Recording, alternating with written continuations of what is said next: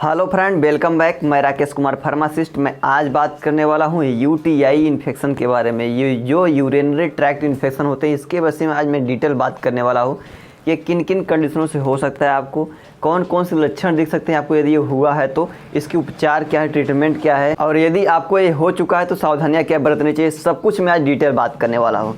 तो सबसे पहले आइए हम यूटीआई के बारे में समझते हैं। यूटीआई का मतलब होता है, फुल फॉर्म अगर हम बात करें तो यूरिनरी ट्रैक्ट इन्फेक्शन। जो यूरिनरी सिस्टम होता है, यूरिनरी सिस्टम में कौन कौन से पार्ट आते हैं अगर इसकी हम बात करें तो जैसे किडनी हो गया, यूरेटर हो गया, ब्लेडर हो गया, यूरेथ्रा हो गया, ये क्या होता है यूरिनरी सिस्टम के अंदर आते हैं।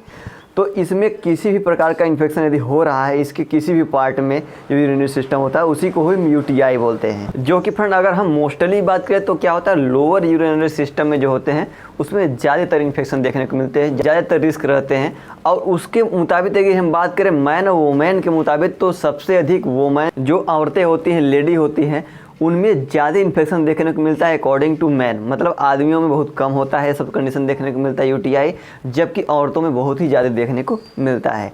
तो फ्रेंड अब आइए हम बात कर लेते हैं कि रिस्क जो होते हैं वो ज़्यादा होते हैं, आपको हमने बता ही दिया। तो ये किस कंडीशन से होते हैं इसकी अगर हम बात करें तो देखिए होता क्या है, बैक्टीरिया के अंदर आपके यूरेथ्रा के अंदर जाने के बाद ही आपको यूरिनरी ट्रैक्ट इन्फेक्शन हो सकते हैं, जो कि बैक्टीरियल इन्फेक्शन के कारण मोस्टली देखने को मिलते हैं आपको यूरिनरी ट्रैक्ट में इन्फेक्शन।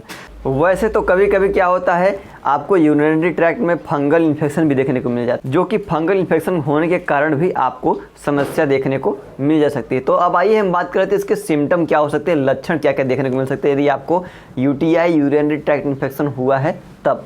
तो क्या होता है, फ्रीक्वेंट यूरिनेशन हो सकता है आपको देखने को मिल सकता है, या फिर जब भी आप पेशाब करने जा रहे हो उस समय हो सकता है आपको दर्द हो सकता है, या फिर जलन जैसी महसूस हो सकती है यदि आपको यूरिनरी ट्रैक्ट में इन्फेक्शन है।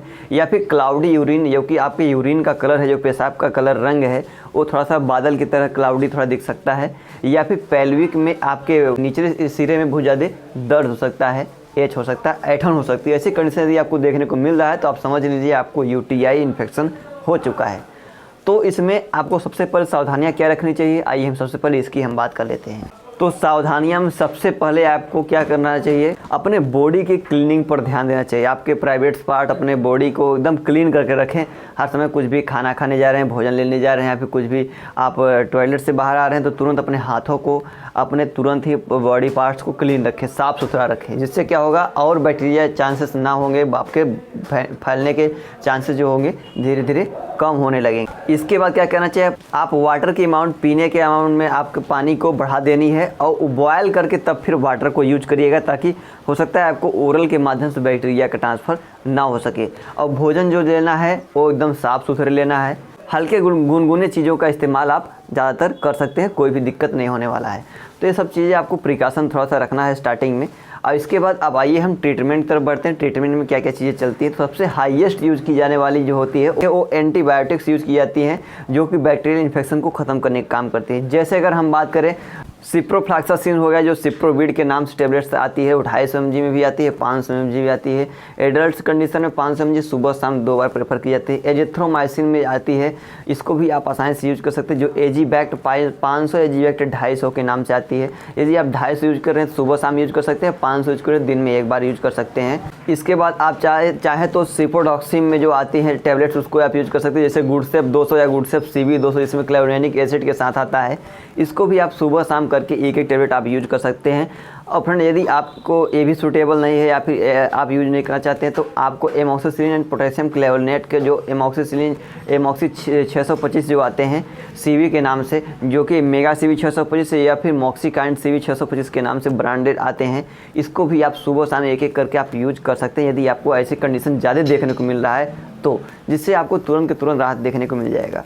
और फ्रेंड यदि आपको फंगल इन्फेक्शन देखने को मिल रहा है तो फ्लूकोनाजोल, इंट्राकोनाजोल की बहुत सारे क्रीम्स आती हैं, आप अपर लेयर पर अप्लाई कर सकते हैं। इंटरनल के लिए, वेजाइनल यूज के लिए आपको बहुत ही सारे आते हैं। यदि आपको वेजाइनल एरिया में कोई फंगल इन्फेक्शन हो गया या फिर यूटीआई में हो गया तो उस कंडीशन में इसको आप आसानी से यूज कर सकते हैं। टैबलेट्स जो होती हैं इसकी जो इंट्राकोनाजोल कैप्सूल्स में भी आती है और जो फ्लूकोनाजोल में आती है टैबलेट्स में भी आती है। इसको कभी कभी वीक में 2 बार बोला जाता है, वीक में 1 बार भी बोला जाता है, जैसी भी कंडीशन होती है। इस तरीके से इसको सुबह शाम खाना खाने के बाद, भोजन के बाद इसको आप आसानी से एक टैबलेट्स यूज कर सकते हैं। तो फ्रेंड, एक कैसा रहा यूटीआई के बारे में हमें डिटेल में हमने आपको बताया, कमेंट करके जरूर बताइएगा। इससे रिलेटेड कोई भी चीज़ यदि आप पूछना चाहते हैं तो कमेंट बॉक्स से पूछ सकते हैं, मैं आपको जवाब जरूर देने की कोशिश करूँगा। So thank you friend, thanks for watching this video. Please like, subscribe and share. Video अच्छा लगा हो तो लाइक करना भूलिएगा, सब्सक्राइब करना भूलिएगा, दूसरे के पास जरूर शेयर करिएगा ताकि उसको भी इसके विषय में डिटेल पता हो सके, तभी यूज करे। तो फ्रेंड, और आप हमारा वीडियो देखते रहे और नाले लेते रहे। मिलते हैं अगले वीडियो में अगली जानकारी के साथ, तब तक के लिए बाय बाय।